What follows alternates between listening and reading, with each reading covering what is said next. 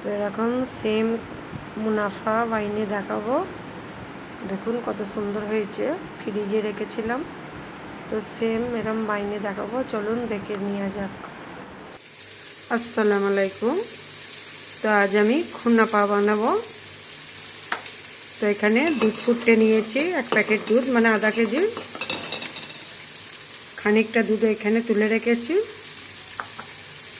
তো এই দুধটা ফুটে গেছে। এই দুধটায় আমি চিনি দিয়ে দিচ্ছি।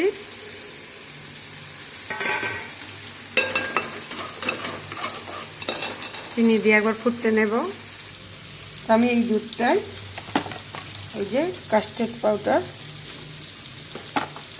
উল্টো করে দেখানো হয়েছে, এই যে কাস্টার্ড পাউডারটা গুলে নেব।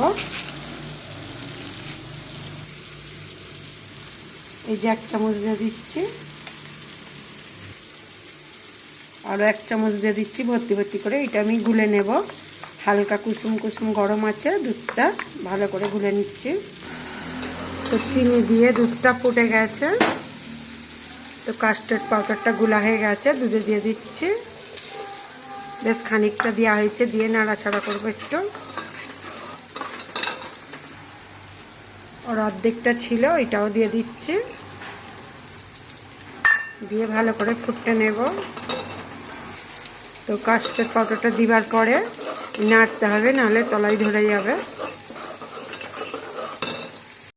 এই যে কাস্টার্ড পাউডারটা দুধের সাথে দিয়ে তৈরি করা হয়ে গেছে, ঠান্ডা করতে দেওয়া হয়েছে। তো এখানে ননস্টিকের কড়া বসেছি। সর্বপ্রথম আমি এখানে ঘি দিয়ে দিচ্ছি। তো ঘিটা আমি 2 চামচ দিয়ে দিচ্ছি।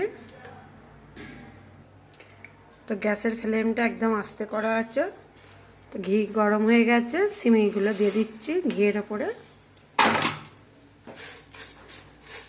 নাড়াচাড়া করে হালকা বাদামি ভেজে নেব। যে দেখুন সিমুইটা ভাজা হয়েই গেছে। তো সিমুইটার ওপরে আমি বেশ খানিকটা চিনি দিয়ে দিচ্ছি, অল্প একটু পানি দিয়ে দিচ্ছি। তা হালকা একটু নাড়াচাড়া করে নেব। তো সিমুইটা এখানে রেডি হয়ে গেছে ঝরঝরে করে। আর খানিকটা শুকনো আমি এখানে রেখে দিয়েছি। তো চলুন রেডি করা যাক। তো আমি এই জায়গাটা নিয়েছি, এইটাই সাজাবো।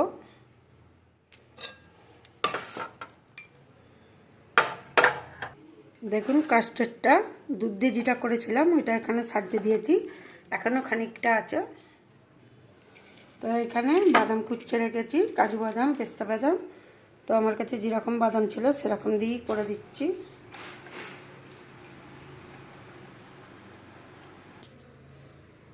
তো এই যে দেখুন সিমাইগুলো সাজিয়ে দিচ্ছি এর ওপরে। তো এর ওপরে আবারও বাদাম ছড়িয়ে দিচ্ছি। তো এখানে ওপরে দেওয়া হয়ে গেছে কাস্টার্ড পাউডার।